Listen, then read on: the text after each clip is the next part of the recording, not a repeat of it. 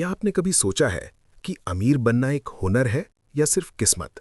हम बचपन से स्कूल और कॉलेज में मैथ्स सीखते हैं, फिजिक्स सीखते हैं, लेकिन हमें वो चीज़ कभी नहीं सिखाई जाती जो हमारी ज़िंदगी का सबसे बड़ा हिस्सा है, पैसा। हमें लगता है कि पैसा कमाना स्प्रेडशीट्स और कैलकुलेशंस का खेल है, पर सच तो ये है कि पैसा दिमाग से ज़्यादा आपके दिल और आपके इमोशन से जुड़ा है। सोचिए, क्यों एक इंसान जिसके पास करोड़ों रुपए हैं वो रातों रात कंगाल हो जाता है, और क्यों एक आम सा झाड़ू लगाने वाला मरते वक्त अपने पीछे 65 करोड़ की दौलत छोड़ जाता है? क्या ये कोई जादू है या कोई ऐसा राज जो सिर्फ कुछ ही लोग जानते हैं? मॉर्गन हाउसल की वर्ल्ड फेमस किताब द साइकोलॉजी ऑफ मनी इसी राज से पर्दा उठाती है। आज हम एक ऐसी सीरीज शुरू कर रहे हैं जो आपकी पैसे की सोच को हमेशा के लिए बदल देगी। ये कोई नॉर्मल समरी नहीं है, ये एक डीप डाइव है, एक ऐसा सफर जहां हम पैसे की साइकोलॉजी की गहराइयों में उतरेंगे। हम सीखेंगे कि क्यों स्मार्ट लोग बेवकूफ़ों जैसे फैसले लेते हैं और क्यों सब्र दिखाना किसी भी टेक्निकल एनालिसिस से ज़्यादा कीमती है। इस वीडियो में हम आपको वो शुरुआती सबक सिखाएंगे जो दुनिया के सबसे बड़े इन्वेस्टर्स ने सदियों में सीखे हैं। हम बात करेंगे डर की, लालच की, लक की और उस नज़रिए की जो अमीरी की पहली सीढ़ी है। अगर आपने इस वीडियो को पूरा सुन लिया तो मैं ये वादा करता हूं कि आप पैसे को कभी पहले की तरह नहीं देखेंगे। आपका दिमाग खुलने वाला है और आपकी फाइनेंशियल लाइफ आज से एक नया मोड़ लेने वाली है। तैयार हो जाइए दुनिया के सबसे बड़ा शो देखने के लिए, जिसे कहते हैं द साइकोलॉजी ऑफ मनी। चलिए शुरू करते हैं पार्ट 1, जहां हम देखेंगे कि क्यों इस दुनिया में कोई भी पागल नहीं है। दोस्तों, क्या आपने कभी सोचा है कि अमीर बनने का असली रास्ता कहाँ से गुजरता है? ज्यादातर लोग कहेंगे कि अच्छी डिग्री ले लो, मैथ्स सीख लो या किसी बड़े बैंक में नौकरी कर लो। लेकिन आज मैं आपकी इस सोच की बुनियाद हिला दूंगा। ये कहानी दो लोगों की है, एक जो दुनिया की नजरों में हीरो था और एक जिसे किसी ने कभी मुड़कर देखा तक नहीं। पहला नाम है रोनाल्ड जेम्स रीड। रोनाल्ड कोई साइंटिस्ट नहीं था। उसने 25 साल तक एक गैस स्टेशन पर गाड़ियां ठीक की और उसके बाद 17 साल तक एक मॉल में झाड़ू लगाई। 1949 में उसने एक छोटा सा 2 कमरों का घर खरीदा और पूरी जिंदगी वहीं रहा। उसका एक ही शौक था, लकड़ी काटना। एकदम सिंपल, एकदम साधारण जिंदगी। लेकिन जब 2014 में रोनाल्ड की मौत हुई तो पूरे अमेरिका में हल्ला मच गया। पता है क्यों? क्योंकि उस मामूली से झाड़ू लगाने वाले के पास मरते वक्त $8 मिलियन की संपत्ति थी, यानी करीब 65 करोड़ रुपए। लोग हैरान थे कि एक जैनिटर के पास इतना पैसा कहां से आया। क्या उसने कोई बैंक लूटा? क्या उसकी कोई लॉटरी लगी? नहीं, उसने सिर्फ एक काम किया। उसने वो पैसा खर्च नहीं किया और उसे थोड़ा थोड़ा करके अच्छे स्टॉक्स में डालता गया। फिर उसने सब्र दिखाया, दशकों तक। उसने वक्त को अपना काम करने दिया। रोनाल्ड ने कोई रॉकेट साइंस नहीं लगाई, उसने बस अपने बिहेवियर को कंट्रोल में रखा। अब दूसरी तरफ देखिए, रिचर्ड फस्कोन को। रिचर्ड रोनाल्ड का एकदम उल्टा था। हार्वर्ड से पढ़ा लिखा, वॉल स्ट्रीट का सुपरस्टार और एक बहुत बड़े बैंक का एग्जेक्टिव। वो इतना स्मार्ट था कि लोग उससे पैसे की एडवाइस लेते थे। उसके पास इतना पैसा था कि उसने 18,000 स्क्वायर फुट का महल जैसा घर बनाया। उस घर में 2 स्विमिंग पूल्स, 11 बाथरूम्स और 2 लिफ्ट थीं। उसका महीने का खर्चा ही इतना था जितना एक आम आदमी साल भर में नहीं कमाता। लेकिन रिचर्ड के पास एक चीज नहीं थी, साइकोलॉजी। रिचर्ड को लगता था वो कभी हार नहीं सकता। उसने हद से ज्यादा कर्जा लिया, मार्केट में खतरनाक खेल खेले, और जब 2008 का फाइनेंशियल क्रैश आया, रिचर्ड रातों रात कंगाल हो गया। वो घर जिसमें 11 बाथरूम्स थे, वो बैंक ने नीलाम कर दिया। रिचर्ड की इज्जत और पैसा सब मिट्टी में मिल गया। सोचिए, रोनाल्ड रीड जो स्कूल भी मुश्किल से गया, वो जीत गया, और रिचर्ड फस्कोन जो फाइनेंस का मास्टर था, वो पूरी तरह हार गया। ऐसा क्यों हुआ? क्योंकि मेरे दोस्त, पैसा कमाना कोई हार्ड साइंस नहीं है, ये एक सॉफ्ट स्किल है। फाइनेंस की दुनिया में ये मायने नहीं रखता कि आप कितने स्मार्ट हैं, मायने ये रखता है कि आप अपने इमोशंस को कैसे हैंडल करते हैं। मॉर्गन हाउसल ने इस book the psychology of money में यही समझाया है। हम लोग अक्सर पैसा तो कमा लेते हैं, पर हमें ये नहीं पता होता कि हमारा दिमाग हमें कैसे बेवकूफ़ बनाता है। आज से हम एक लंबी जर्नी शुरू कर रहे हैं। अगले कुछ घंटों में मैं आपको पैसे के वो 20 राज बताऊंगा जो कोई स्कूल या कॉलेज आपको नहीं सिखाएगा। हम सीखेंगे कि क्यों हम लालच में आते हैं, क्यों डरकर गलत फैसले लेते हैं, और कैसे एक आम इंसान भी रोनाल्ड रीड की तरह करोड़पति बन सकता है। लेकिन उससे पहले हमें यह समझना होगा कि हम में से कोई भी पागल नहीं है। हाँ, आपने सही सुना, आपने पास्ट में जो भी गलत फैसले लिए हैं वो क्यों लिए हैं, इसका एक बहुत बड़ा राज है। क्या आपने कभी सोचा है कि क्यों आपके पापा हमेशा सोना खरीदने को कहते हैं जबकि आप स्टॉक्स में इन्वेस्ट करना चाहते हैं? क्या वो पुरानी सोच के हैं या उनके दिमाग में कुछ ऐसा चल रहा है जो आप नहीं देख पा रहे?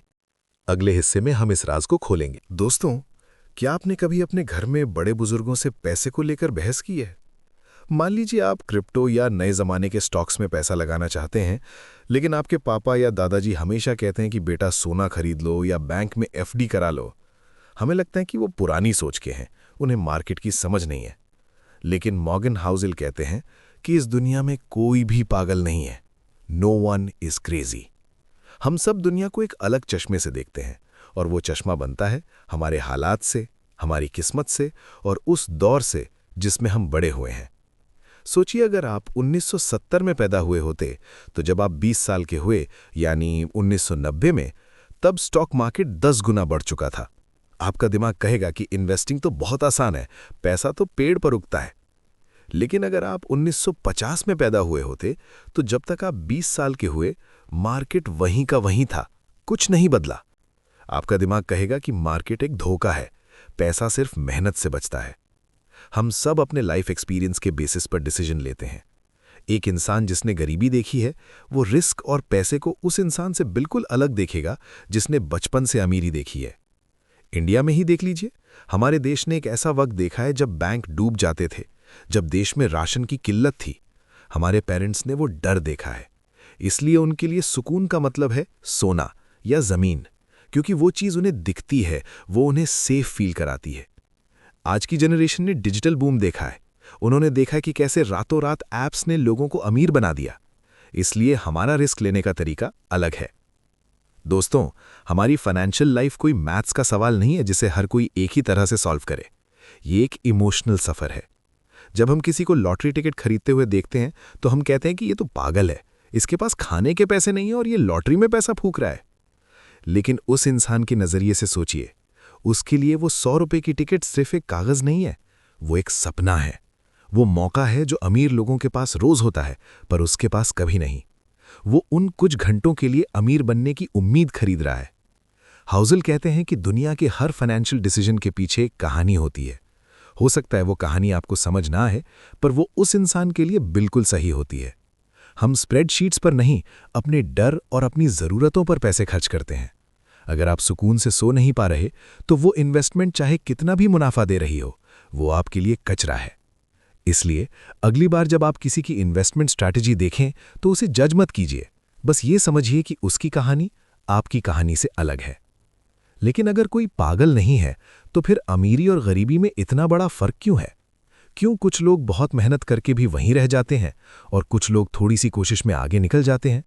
क्या ये सिर्फ मेहनत का खेल है या पीछे से कोई और ताकत काम कर रही है? अगले हिस्से में हम उस इनविजिबल ताकत के बारे में बात करेंगे जिसे दुनिया लक और रिस्क कहती है। दोस्तों, क्या आपने कभी किसी बहुत सक्सेसफुल इंसान को देखकर सोचा है कि काश मेरे पास भी इसका जैसा दिमाग होता? या फिर किसी नाकाम इंसान को देखकर कहा है कि इसने मेहनत नहीं की होगी इसलिए ये पीछे रह गया? मॉर्गन हाउसेल कहते हैं कि हम जब भी किसी की फाइनेंशियल हालत को जज करते हैं, हम दो बहुत बड़ी ताकतों को भूल जाते हैं। वो ताकतें हैं लक और रिस्क। लक और रिस्क दोनों जुड़वा भाई हैं। ये दोनों इस बात का सबूत है कि दुनिया इतनी कॉम्प्लेक्स है कि आपकी कामयाबी या नाकामी सिर्फ आपके हाथ में नहीं होती। चलिए इसे एक ऐसी कहानी से समझते हैं जो आपने शायद ही कहीं सुनी हो। ये कहानी है दुनिया के सबसे अमीर इंसानों में से एक बिल गेट्स की। बिल गेट्स स्मार्ट थे, बिल गेट्स मेहनती थे, ये सब हम जानते हैं। लेकिन उनकी सक्सेस में लक का कितना बड़ा हाथ था, ये बहुत कम लोग जानते हैं। बात है 1968 की। उस वक्त पूरी दुनिया में करीब 30 करोड़ लोग ऐसे बच्चे थे जो हाई स्कूल में पढ़ रहे सम। उन 30 करोड़ में से सिर्फ 300 बच्चे ऐसे थे जो सियाटल के लेक साइड स्कूल में पढ़ते थे। और पता है लेक साइड स्कूल में ऐसा क्या था जो पूरी दुनिया में कहीं नहीं था? उस स्कूल के पास एक कंप्यूटर था। उस जमाने में बड़े बड़े कॉलेजेस और साइंटिस्ट्स के पास कंप्यूटर नहीं होते थे, पर बिल गेट्स के स्कूल में था। बिल गेट्स ने खुद एक इंटरव्यू में कहा था कि अगर लेक साइड स्कूल नहीं होता तो माइक्रोसॉफ्ट कभी नहीं होता। सोचिए, 1968 में 30 करोड़ में से सिर्फ 300 बच्चों को वो मौका मिला। ये लक थी, एक ऐसी ताकत जो बिल गेट्स के कंट्रोल में नहीं थी, पर जिसने उनकी तकदीर बदल दी। लेकिन लक का एक दूसरा भाई भी है जिसे हम रिस्क कहते हैं। बिल गेट्स के एक बहुत अच्छे दोस्त थे केंट एवंस। केंट भी उतने ही स्मार्ट थे और उतने ही मेहनती थे जितने बिल गेट्स। दोनों साथ मिलकर कंप्यूटर पर घंटों काम करते थे। दोनों ने सपना देखा था कि वो साथ मिलकर माइक्रोसॉफ्ट बनाएंगे। लेकिन माइक्रोसॉफ्ट शुरू होने से पहले ही एक माउंटेन क्लाइंबिंग एक्सीडेंट में केंट की जान चली गई। हाई स्कूल में माउंटेन क्लाइंबिंग एक्सीडेंट में मरने के चांसेस कितने होते हैं? वही 30 करोड़ में से एक। बिल गेट्स ने लक का वो 1 लाख में से 1 वाला हिस्सा देखा और केंट एवंस ने रिस्क का वो 1 लाख में से 1 वाला हिस्सा देखा। दोनों स्मार्ट थे, दोनों मेहनती थे, पर नतीजा एकदम अलग था। इसका मतलब ये नहीं है कि आप मेहनत करना छोड़ दें। इसका मतलब सिर्फ इतना है कि जब आप किसी की सक्सेस देखें तो उसे गुरु मानकर अंधाधुंध कॉपी मत कीजिए, क्योंकि हो सकता है उसकी सक्सेस में लक का बहुत बड़ा रोल हो जिसे आप रिपीट नहीं कर सकते। वैसे ही जब आप खुद फेल हो जाएं तो इतने उदास मत होइए कि आपको लगे कि आप काबिल नहीं हैं। हो सकता है आपने मेहनत पूरी की हो पर रिस्क ने आपका रास्ता काट दिया हो। वेल्थ की दुनिया में कुछ भी उतना अच्छा नहीं होता जितना वो दिखता है, और कुछ भी उतना बुरा नहीं होता जितना वो लगता है। लोग अक्सर दूसरों की गलती को बेवकूफ़ी कहते हैं, पर वही गलती जब खुद से होती है तो उसे बैड लक कहते हैं। दोस्तों, असली समझदारी इसमें है कि आप एक्सट्रीम एग्जाम्पल्स को देखना बंद करें। इलॉन मस्क या वॉरेन बफेट को कॉपी करना मुश्किल है, क्योंकि उनकी सक्सेस में लक और रिस्क का कॉम्बो बहुत ही रेयर है। इसके बजाय उन पैटर्न्स को देखिए जो हर जगह काम करते हैं, जैसे सब्र रखना या लालच से बचना। क्योंकि लक और रिस्क को आप कंट्रोल नहीं कर सकते, पर अपने बिहेवियर को कंट्रोल कर सकते हैं। लेकिन एक सवाल अभी भी बचा है। अगर हम लक और रिस्क के खेल में जीत भी जाएं, अगर हमारे पास पैसा आ भी जाए, तो हमें कैसे पता चलेगा कि अब रुकना कहाँ है? क्यों बड़े बड़े करोड़पति सब कुछ होने के बाद भी जेल चले जाते हैं? क्या है वो लालच का जाल जो बड़े बड़े दिमागों को बंद कर देता है? अगले हिस्से में हम बात करेंगे उस सबसे मुश्किल फाइनेंशियल स्किल की जिसे कहते हैं नेवर इनफ। दोस्तों, क्या आपने कभी सोचा है कि दुनिया के सबसे अमीर लोग, जिन्हें कभी पैसे की कोई कमी नहीं होने वाली, वो आखिर में जेल क्यों चले जाते हैं? या ऐसा क्यों होता है कि सब कुछ होने के बाद भी वो किसी बड़े स्कैम में फंस जाते हैं? मॉर्गन हाउसल कहते हैं कि फाइनेंस की दुनिया में एक ऐसी बीमारी है जो बड़े बड़े दिमागों को अंधा कर देती है, और इस बीमारी का नाम है लालच। इस सेक्शन में हम बात करेंगे उस सबसे मुश्किल स्किल की जिसे कहते हैं नेवर इनफ, यानी काफी कब है ये पता होना। चलिए एक ऐसी सच्ची कहानी सुनते हैं जिसे सुनकर आपके रोंगटे खड़े हो जाएंगे। ये कहानी है रजत गुप्ता की। रजत गुप्ता का नाम इंडिया में गर्व से लिया जाता था। एक अनाथ लड़का जो अपनी मेहनत से मैकिन्जी जैसी दुनिया की सबसे बड़ी कंसल्टिंग फर्म का ग्लोबल हेड बना। उसके पास इतना पैसा था कि वो अपनी आने वाली 10 पीढ़ियों को बैठकर खिला सकता था। 2008 में उनकी नेटवर्थ करीब $100 मिलियन थी। $100 मिलियन यानी करीब 800 करोड़ रुपए। अगर वो उस पैसे को बैंक में रखकर सिर्फ साधारण ब्याज भी खाता तो वो हर रोज के 10 लाख रुपए खर्च कर सकता था, पूरी जिंदगी भर। लेकिन रजत गुप्ता को 100 मिलियन से सुकून नहीं मिला। उसे बिलियनर बनना था। उसे उन लोगों की लिस्ट में आना है जिनके पास अरबों रुपए हैं। और इसी मोर यानी और ज्यादा की तलाश में उन्होंने अपनी इज्जत और अपने कैरेक्टर को दांव पर लगा दिया। उन्होंने इनसाइडर ट्रेडिंग की, अपने दोस्तों को कंपनी के सीक्रेट बता दिए, और नतीजा ये हुआ कि उन्हें जेल जाना पड़ा। उनकी सालों की बनाई हुई इज्जत एक पल में राख हो गई। सवाल ये उठता है कि जिसके पास 800 करोड़ रुपए हों, वो थोड़े से और पैसे के लिए इतना बड़ा रिस्क क्यों लेगा? मॉर्गन हाउसल इसका जवाब देते हैं एक बहुत ही कड़वी बात से। वो कहते हैं कि सोशल कंपैरिजन एक ऐसी जंग है जिसे आप कभी नहीं जीत सकते। जब आपकी इनकम बढ़ती है तो आपका लाइफस्टाइल बढ़ता है, और लाइफस्टाइल के साथ आपके पड़ोसी भी बदल जाते हैं। पहले आप अपनी तुलना एक आम इंसान से करते थे, फिर आप अपनी तुलना करोड़पतियों से करने लगे, और अब आप चाहते हैं कि आप अरबपतियों जैसे दिखें। ये बिल्कुल वैसा ही है जैसे एक कुत्ता अपनी ही पूंछ के पीछे भाग रहा हो। वो जितना तेज भागेगा, उसकी पूंछ उतनी ही तेजी से आगे निकल जाएगी। अमीर बनने का असली मजा तब है जब आपको पता हो कि आपकी फिनिश लाइन कहाँ है। अगर आप अपने गोल पोस्ट को हमेशा आगे बढ़ाते रहेंगे तो आप कभी अमीर फील नहीं करेंगे, चाहे आपके बैंक अकाउंट में कितने ही जीरो क्यों ना लग जाएं। एक बात हमेशा याद रखना दोस्तों, ऐसी बहुत सी चीजें हैं जो रिस्क लेने के लायक नहीं होती, चाहे बदले में कितना भी बड़ा मुनाफा क्यों ना दिख रहा हो। वो चीजें हैं आपकी इज्जत, आपकी आज़ादी, आपका परिवार और आपका सुकून। रजत गुप्ता ने वो चीज़ दांव पर लगा दी जो उनके पास पहले से थी और जिसकी उन्हें बहुत ज़रूरत थी, सिर्फ उस चीज़ के लिए जिसकी उन्हें कोई ज़रूरत नहीं थी। अपने आप से एक सवाल पूछिए, क्या आप भी उसी रेस में तो नहीं भाग रहे? क्या आपने अपनी इनफ की लाइन ड्रॉ की है? क्योंकि अगर आप रुकना नहीं सीखेंगे तो ये मार्केट और ये लालच आपको तब तक भगाएगा जब तक आप टूट न जाएं। लेकिन अगर हम रुकना सीख लें, अगर हम सब्र करना सीख लें, तो एक ऐसी जादुई ताकत है जो हमारे थोड़े से पैसे को पहाड़ बना सकती है। एक ऐसी ताकत जिसे एल्बर्ट आइंस्टाइन ने दुनिया का 8वां अजूबा कहा था। उसे कहते हैं कंपाउंडिंग। अगले हिस्से में हम देखेंगे कि कैसे एक साधारण इंसान सिर्फ वक्त का इस्तेमाल करके दुनिया का सबसे बड़ा इन्वेस्टर बन गया। क्या आप तैयार हैं उस जादू को समझने के लिए? सोचिए, अगर मैं आपसे कहूं कि एक ऐसा जादू है जिसे समझने में बड़े-बड़े साइंटिस्ट्स और इन्वेस्टर्स भी गलती कर देते हैं, तो क्या आप यकीन करेंगे? इस जादू का नाम है कंपाउंडिंग। हमारा दिमाग लीनियर तरीके से सोचने के लिए बना है, यानी हमें लगता है कि अगर हम ज़्यादा मेहनत करेंगे तो ज़्यादा पैसा रहेगा।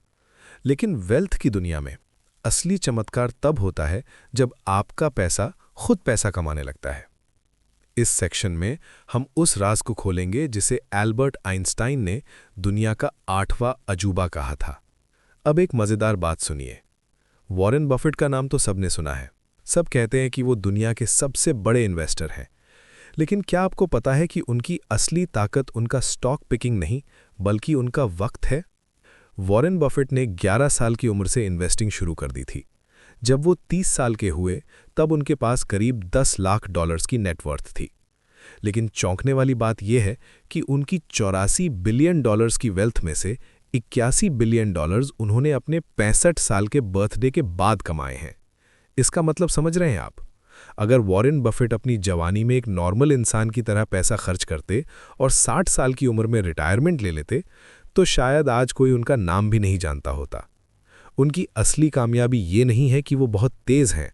उनकी असली कामयाबी ये है कि वो पिछले 75 साल से लगातार इन्वेस्ट कर रहे हैं। उन्होंने वक्त को कंपाउंडिंग का खेल खेलने दिया। हमारा दिमाग इसे इसलिए नहीं समझ पाता क्योंकि कंपाउंडिंग शुरुआत में बहुत धीमी होती है, लेकिन अंत में ये एक रॉकेट की तरह ऊपर जाती है। इसे एक सिंपल मिसाल से समझते हैं। मान लीजिए आप एक कागज़ के टुकड़े को मोड़ते हैं। 1 बार, 2 बार, 3 बार। शुरुआत में लगता है कि कुछ खास नहीं हो रहा, लेकिन क्या आप अंदाज़ा लगा सकते हैं कि अगर आप उस कागज़ को 42 बार मोड़ दें तो उसकी मोटाई कितनी होगी? आप हैरान रह जाएंगे। वो कागज़ इतना मोटा हो जाएगा कि वो धरती से लेकर चांद तक पहुंच जाएगा।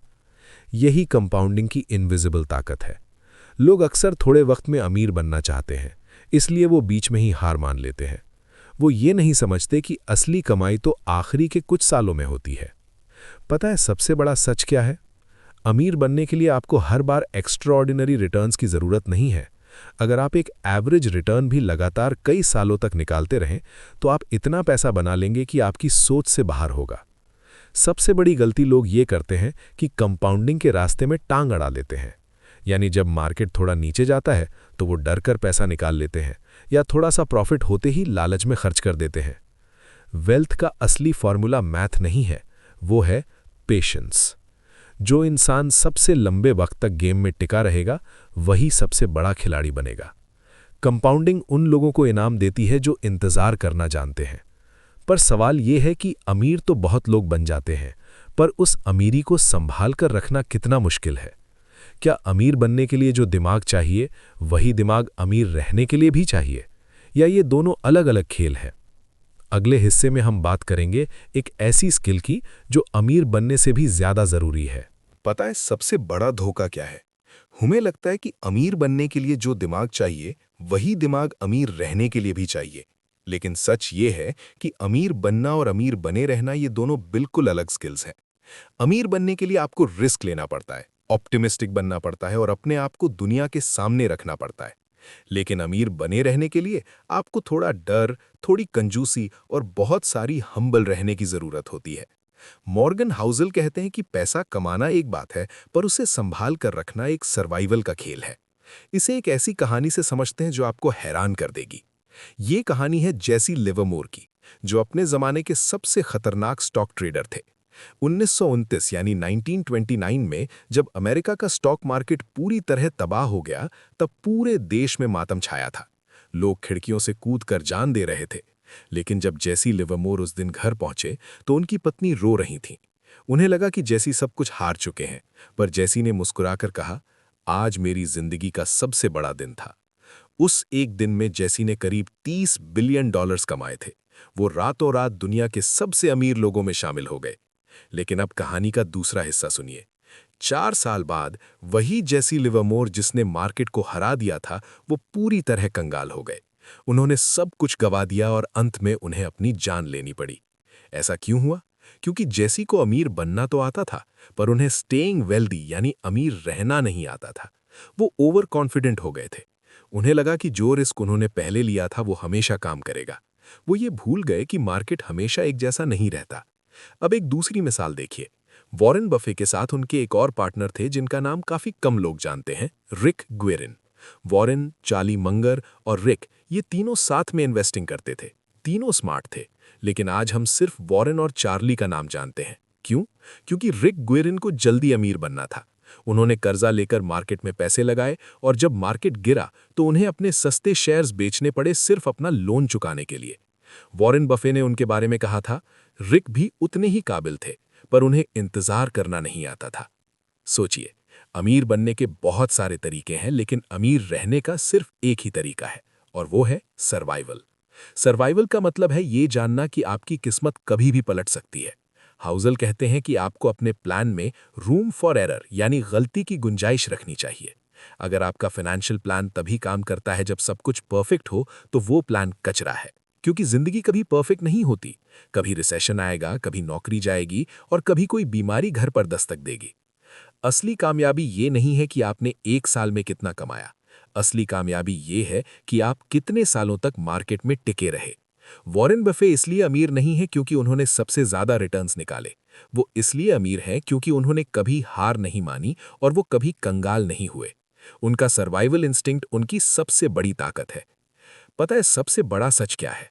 अमीर बनने के लिए आपको फियरलेस बनना पड़ता है, पर अमीर बने रहने के लिए आपको पैरानॉइड यानी थोड़ा सा डर कर रहना पड़ता है।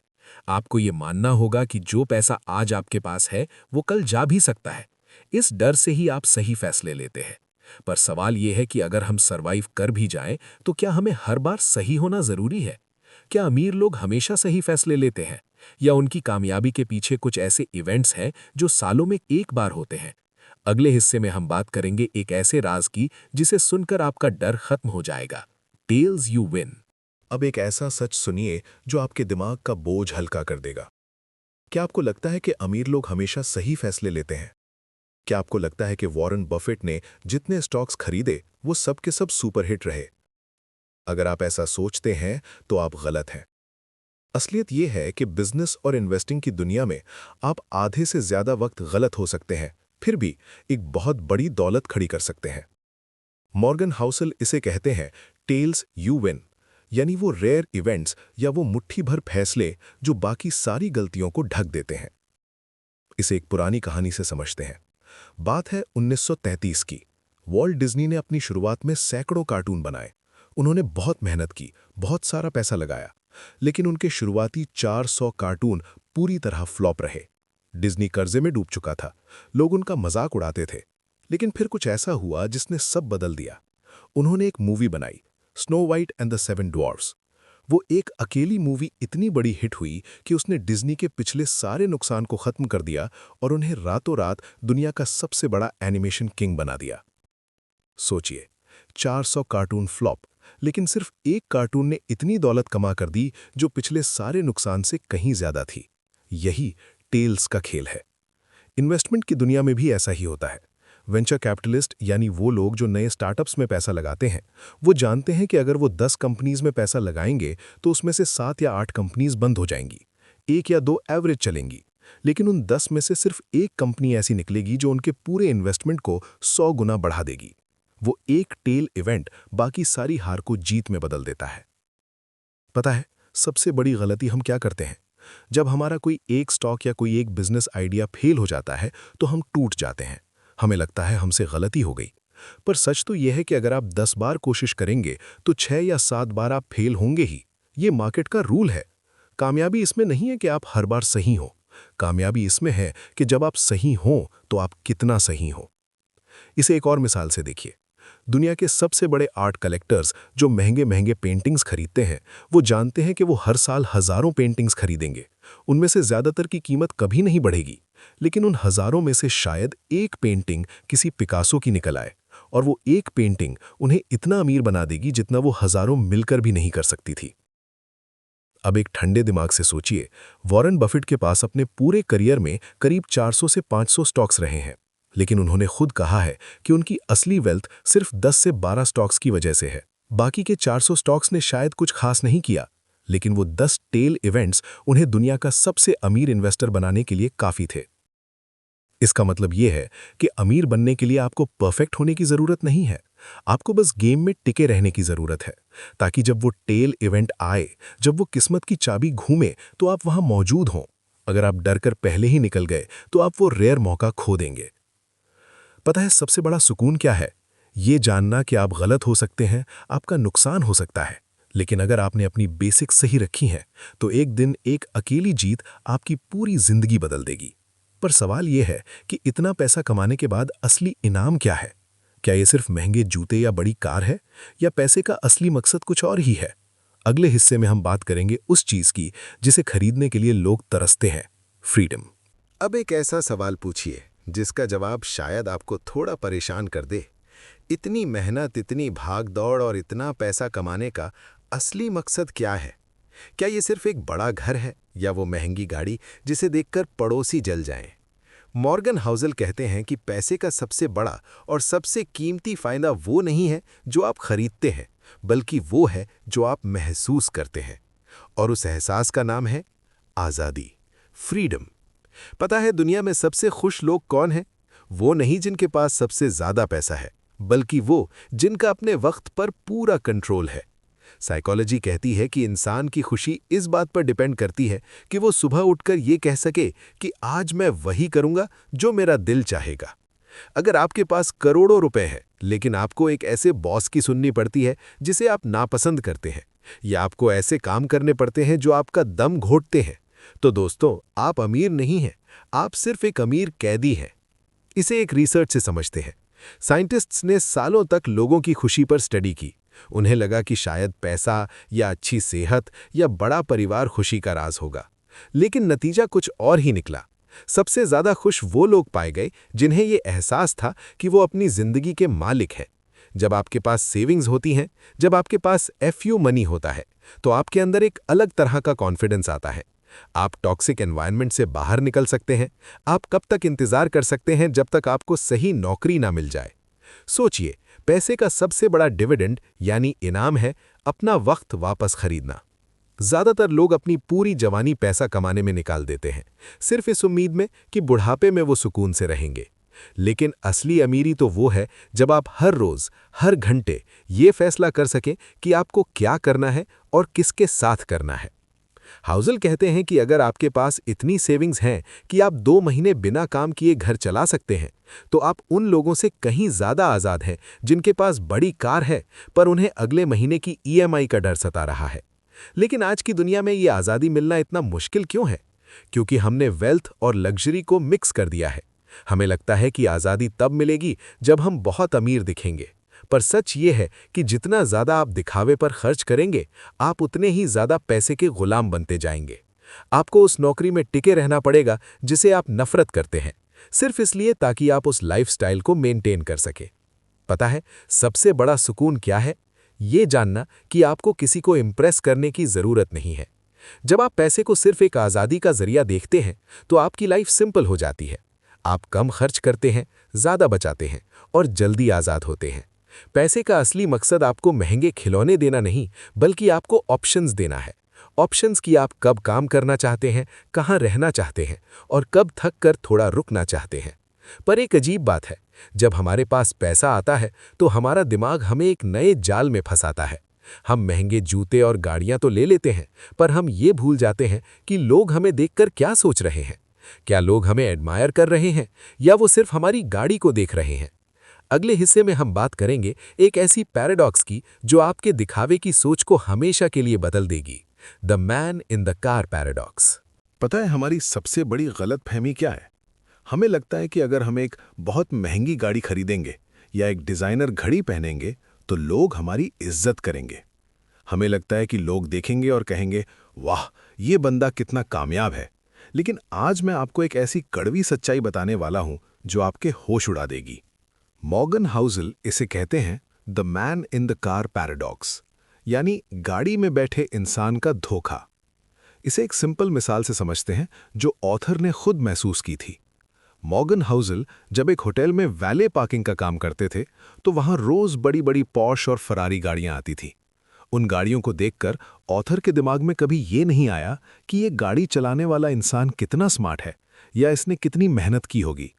उनके दिमाग में सिर्फ एक ही बात आती थी कि काश मेरे पास ये गाड़ी होती तो लोग मुझे कितना कूल समझते।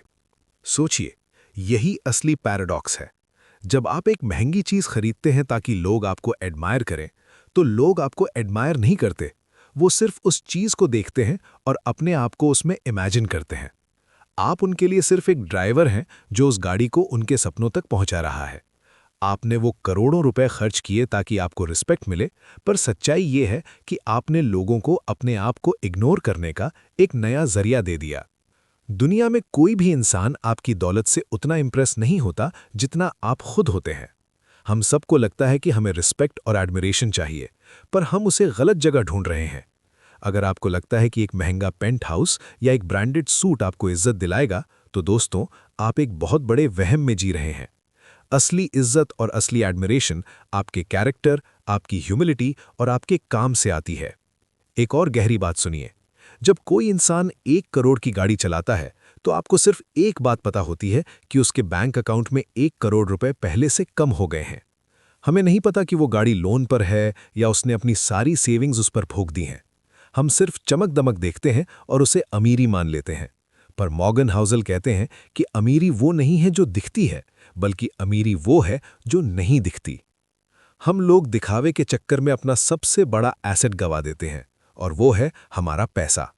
हम उन लोगों को इम्प्रेस करने के लिए वो पैसा खर्च करते हैं जिन्हें हम पसंद भी नहीं करते, और बदले में हमें क्या मिलता है? कुछ पल की झूठी अटेंशन। क्या ये सौदा फायदेमंद है? बिल्कुल नहीं। पता है सबसे बड़ा सुकून क्या है? ये जानना कि आपको किसी को साबित करने की जरूरत नहीं है कि आप अमीर हैं।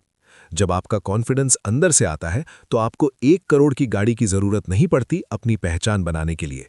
लेकिन यहां एक बहुत बड़ा सवाल उठता है, अगर रिच दिखना असली अमीरी नहीं है तो फिर असली वेल्थ क्या है? हमें कैसे पता चलेगा कि कौन असली में अमीर है और कौन सिर्फ दिखावा कर रहा है? अगले और पार्ट 1 के आखिरी हिस्से में हम उस सबसे बड़े राज की बात करेंगे जो आपकी फाइनेंशियल लाइफ का सबसे बड़ा सबक होगा। Wealth is what you don't see. अब तक हमने देखा कि दिखावा कैसे हमें बर्बाद करता है, लेकिन अब सवाल ये आता है कि असली अमीरी क्या है? मॉर्गन हाउसल कहते हैं कि हमारी सबसे बड़ी गलती ये है कि हम अमीरी को उन चीज़ों से नापते हैं जो हमें दिखती हैं। बड़ी कार, बड़ा घर, महंगे कपड़े, लेकिन सच्चाई इसके बिल्कुल उलट है। Wealth is what you don't see, यानी दौलत वो है जो दिखाई नहीं देती। इसे एक बहुत ही गहरी मिसाल से समझते हैं। मान लीजिए आपका एक दोस्त है जो रातों रात एक बहुत महंगी गाड़ी खरीद लेता है। आप उसे देखकर सोचते हैं, वाह, ये कितना अमीर हो गया है। लेकिन असलियत में आपको सिर्फ ये पता है कि उसने वो गाड़ी खरीदी है। आपको ये नहीं पता कि उसने उसके लिए कितना लोन लिया है या उसने अपनी कितनी सेविंग्स खत्म कर दी हैं। अमीरी यानी रिचनेस वो है जो आपकी करंट इनकम दिखाती है, लेकिन दौलत यानी वेल्थ वो है जो आपने खर्च नहीं की। दौलत वो ऑप्शंस हैं जो आपने अभी तक इस्तेमाल नहीं किए। वेल्थ वो पैसे हैं जो बैंक अकाउंट में पड़े हैं और आपको ये ताकत देते हैं कि आप जब चाहें अपनी मर्जी का फैसला ले सकें। जब हम किसी को 1 करोड़ की गाड़ी चलाते देखते हैं तो हम उसे वेल्दी कह देते हैं, पर शायद वो वेल्दी नहीं है। शायद वो सिर्फ एक हाई इनकम वाला इंसान है जो कंगाल होने की राह पर है। असली वेल्दी वो इंसान है जिसके पास वो 1 करोड़ रुपए हैं, पर उसने गाड़ी नहीं खरीदी। उसने वो पैसा बचा कर रखा है अपनी आज़ादी खरीदने के लिए। पता है दुनिया में सबसे मुश्किल काम क्या है? वो है पैसा होने के बावजूद उसे खर्च ना करना। हम सब के अंदर एक लालच होता है कि अगर हमारे पास पैसा है तो हम उसे दुनिया को दिखाएं। लेकिन हाउज़ल कहते हैं कि जितना ज़्यादा आप दिखावा करेंगे, आपकी असली दौलत उतनी ही कम होती जाएगी। वेल्थ एक इनविजिबल शील्ड की तरह है। यह आपको दिखने में शायद कूल ना बनाए, पर यह आपको अंदर से इतना मजबूत बना देती है कि आपको किसी के आगे झुकने की ज़रूरत नहीं पड़ती। दोस्तों, पार्ट 1 के इस आखिरी मोड़ पर हमने एक बहुत बड़ा सफ़र तय किया है। हमने रोनाल्ड रीड से सीखा कि एक जैनेटर भी करोड़पति बन सकता है। हमने बिल गेट्स से सीखा कि लक और रिस्क हमारी जिंदगी कैसे बदलते हैं। हमने रजत गुप्ता से सीखा कि इनफ कहना कितना ज़रूरी है। और हमने कंपाउंडिंग और फ्रीडम के राजों को खोला। लेकिन ये तो सिर्फ शुरुआत है। अभी तो हमने सिर्फ ये सीखा है कि पैसा क्या है। अगले पार्ट में हम बात करेंगे उन प्रैक्टिकल स्किल्स की जो आपको मार्केट में टिके रहने में मदद करेंगी। हम बात करेंगे कि क्यों रीजनेबल होना रैशनल होने से बेहतर है, और क्यों हमारी सेविंग्स का मकसद सिर्फ कार या घर नहीं, बल्कि वो सरप्राइजेस होना चाहिए जो जिंदगी हम पर फेंकती है। क्या आप तैयार हैं पार्ट 2 के लिए, जहां हम पैसे के उन राजों को खोलेंगे जो आपको एक ऑर्डिनरी इन्वेस्टर से एक लेजेंडरी इन्वेस्टर बना सकते हैं। याद रखिए, अमीर बनने की जर्नी मैथ से नहीं, आपके दिमाग से शुरू होती है, और आपका दिमाग अब पहले से कहीं ज्यादा तैयार है। Wealth is the ability to walk away from people and situations you don't like. अगली बार जब आप किसी महंगी चीज को देखकर लालचाएं, तो बस ये याद रखना कि असली दौलत वो है जो आपने बचा ली, दिखाने के लिए नहीं, बल्कि जीने के लिए। मिलते हैं पार्ट 2 में, जहां खेल और भी गहरा होने वाला है।